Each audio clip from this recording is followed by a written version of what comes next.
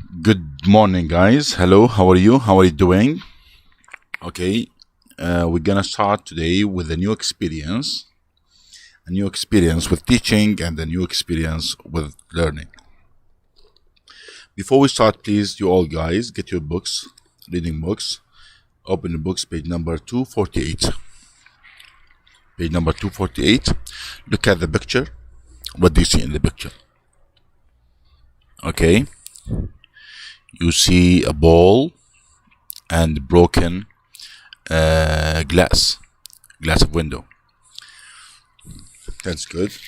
Who do you think caused, or who do you think broke the glass of window? Some kids playing in the yard. Okay, there's an example. What else? Okay, maybe adults playing golf or games. Okay, that's good. Okay, now those who broke the window, how do you think they should react? How do you think they should do after breaking the window? Do you think that they should go to the house owner to apologize? Should they run away? What do you think they should do? What kind of responsibility should they take? How can they be responsible for what they caused, for what they did? Okay, so please write your answer here. In the 3 circles here, write your answers. Of course, you're gonna write the answers, take pictures, and send them to me. Now, let's watch a video about how can people take responsibility. How can people take responsibility?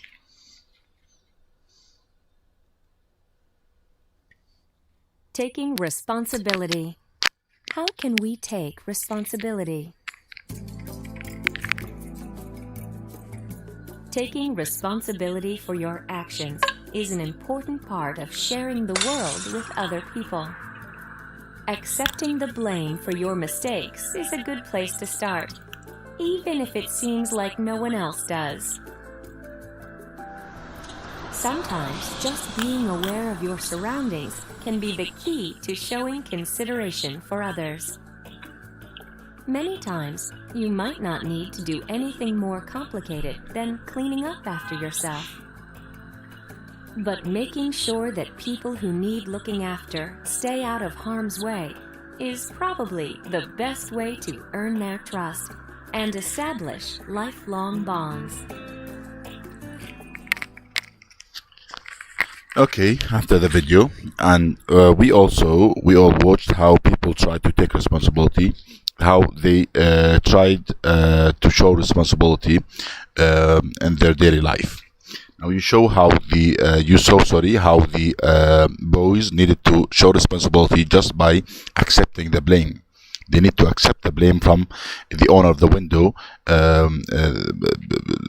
whose glass of window is broken. They also need to, they said in the video that even when you know what's happening around you, okay, it's a kind of responsibility that you take. Cleaning up yourself and the table that you putting your milk on or your food on is a kind of taking responsibility. Helping other people is a kind of taking responsibility. Okay, now you also need to write the answers for the question of the video here. This is question number 2. Please write all the answers and send them to me. Now we're gonna move to page number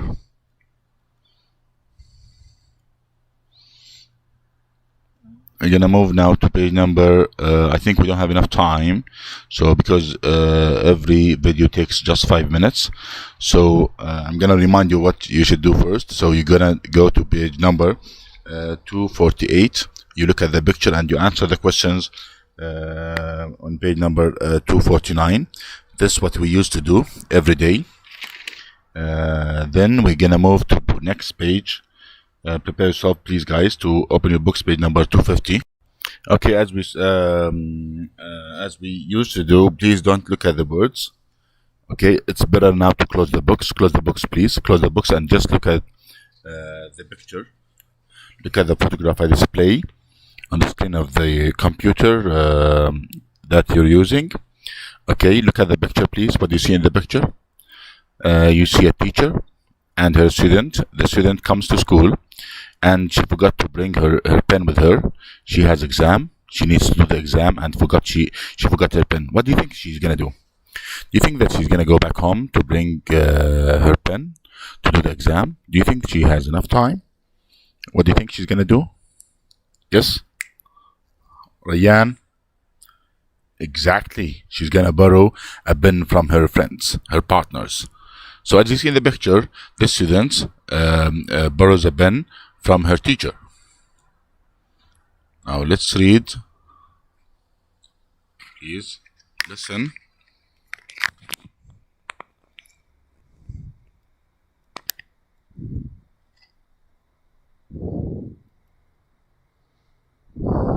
Borrowed.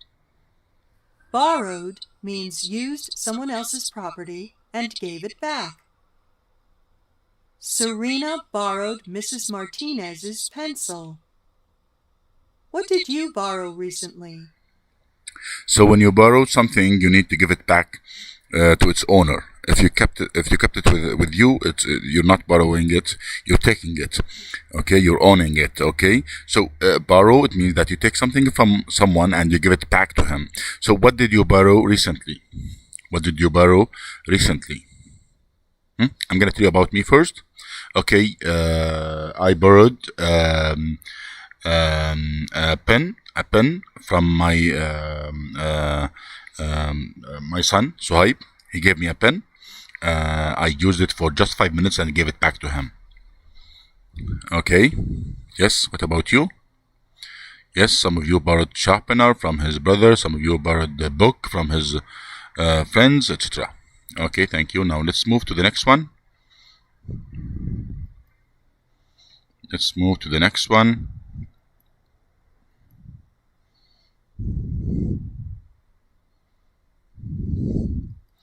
Now, please look at the boy. You think that the boy is happy, and he is. He's really happy because he used to take just 1 riyal as an allowance from his parents, but this time his dad gave him 100 riyal, so he's very happy. So why do you think he's holding his hand tightly? What do you think? Yeah. Yes, he's scared that he's gonna lose the money. Yes. Okay. What else? Okay.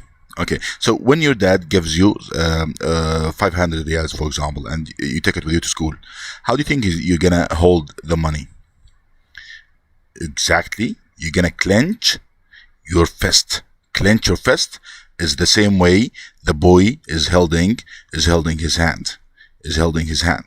Closing his fingers tightly means what? He clenched his fist. Now let's move to the examples and the definition. Clenched. Clenched means held tightly.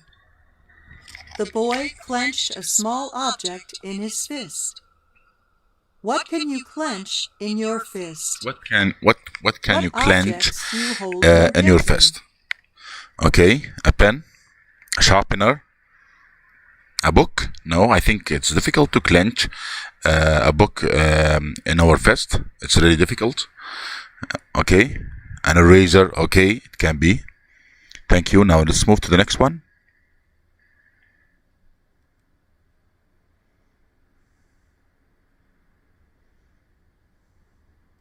Now look at the picture. What you see in the picture, it's an owl. It's an owl. If you look at the owls, you can see how they can turn their heads around. It's really strange for us because we cannot do what the owls are doing now. It's really difficult for us to turn our heads around the same way they're doing. So we find this way. Hey Nilda.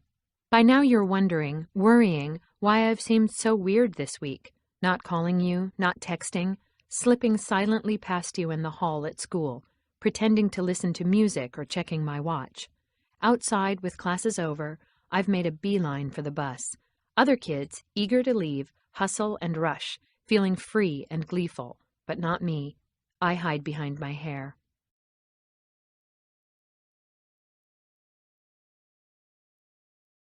Here at home, my secret doesn't sit so well.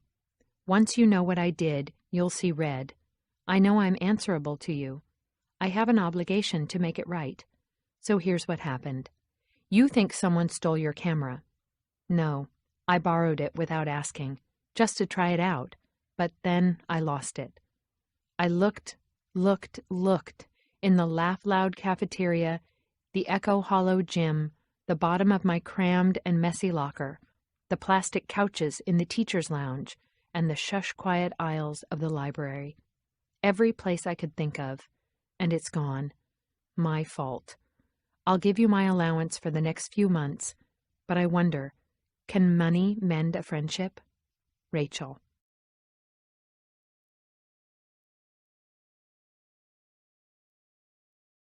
Hi, Rachel. Yep, you're right. I wondered why you were walking around like you were scared or angry, or as if you'd been crying or trying to hide, or all of the above. Good thing I wasn't holding anything breakable when I read your message, because I might have dropped it or flung it across the room. Instead, I dropped down into our rickety recliner and clenched my teeth tight, my body shaking as hard as if I were outside wearing shorts in the freezing rain. I mean, come on, you borrowed my new camera without asking? Then let me think it was stolen? I thought I could trust you, and I thought you would trust me enough to tell me the truth.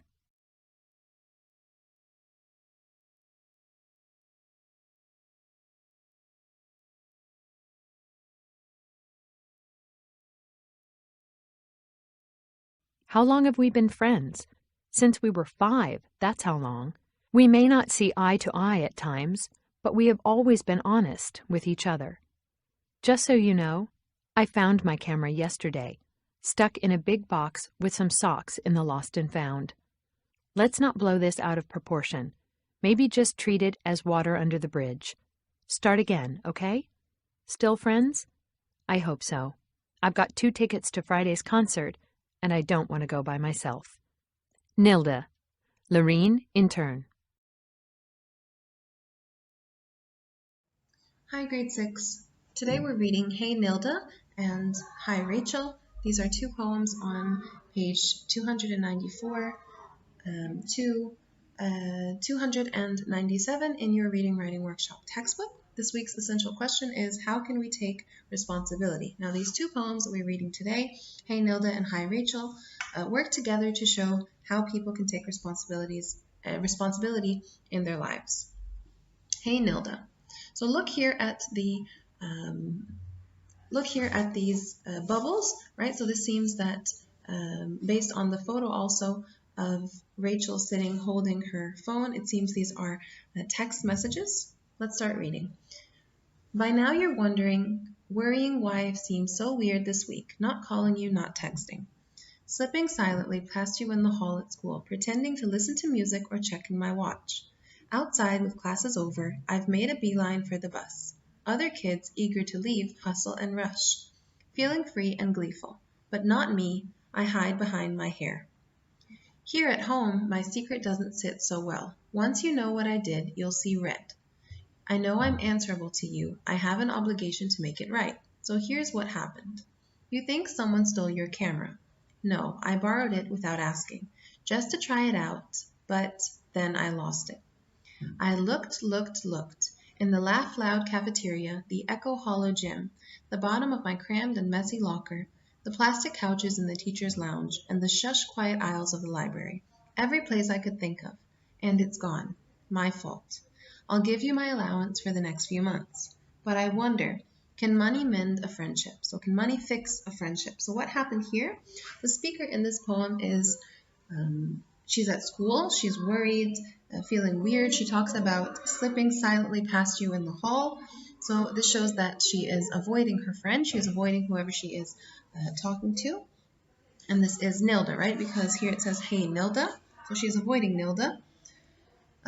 She says that she's hiding behind her hair, so we wonder what happened until in the second chat bubble we see that the problem is the camera, right? She thinks someone stole her camera, but Rachel is the one who borrowed it without asking, and then she lost it. Hi, Rachel. So here is the answer to Rachel's text messages, Nilda, and these are in the form of poetry. Yup, you're right. I wondered why you were walking around like you were scared or angry, or as if you'd been crying or trying to hide, or all of the above. Good thing I wasn't holding anything breakable when I read your message, because I might have dropped it or flung it across the room. Instead, I dropped down into our rickety recliner and clenched my teeth tight, my body shaking as hard as if I were outside, wearing shorts in the freezing rain. I mean, come on, you borrowed my new camera without asking, then let me think it was stolen? I thought I could trust you, and I thought you would trust me enough to tell me the truth. How long have we been friends? Since we were 5, that's how long. We may not see eye to eye at times, but we have always been honest with each other. Just so you know, I found my camera yesterday, stuck in a big box with some socks in the lost and found. Let's not blow this out of proportion. Maybe just treat it as water under the bridge. Start again, okay? Still friends? I hope so. I've got 2 tickets to Friday's concert, and I don't want to go by myself. So here, like other stories, the poem begins with characters and a problem. Nilda has taken her friend Rachel's camera and she lost it. But here in the second chat bubble on this in this poem, the reappearance of the camera is what takes is the turning point in the story, right? And it leads to the resolution at the end. Rachel. Although Rachel lost or lied to her friend, Nilda still asks Rachel if she will be her friend and go to a concert with her. Okay, poets try to enhance emotion by using poetic devices, and we're going to talk more about poetic devices on the next slide. Alliteration and assonance. And here we have several examples of alliteration. Alliteration is the repetition of the same or similar sounds that are usually consonants at the beginning and sometimes in the middle of words. So here we have wondering, worrying, weird, weak, and slipping, silently, slipping, silently, right? All of these are alliteration. So see how the consonant is repeated. Okay, let's move on to discuss alliteration and assonance more. So what is alliteration? Again, it is the repetition of a consonant sound at the beginnings of words that are near one another. And assonance is the repetition of a vowel sound within a group of words. Okay, so look at here on page 294 of Hey Nilda that we just read, the repeating W sound, like I just told you. This is alliteration, wondering, worrying, okay? And this hints at the tension and the worry that Rachel is feeling about what has happened. Okay, so again, guys, this gives emphasis to the words that the poet wants the readers to notice. The words spoken together may sound harsh or forceful, but they add interest to a poem, okay? So they may also sound soft and soothing. So depending on the words that are used and the alliteration that is emphasized in the text, they help to add interest to a poem and convey meaning and tone for the reader. Okay, the emotional and the musical quality that these repeated sounds creates suggests something that is important about the poem or the theme that the speaker is trying to point out.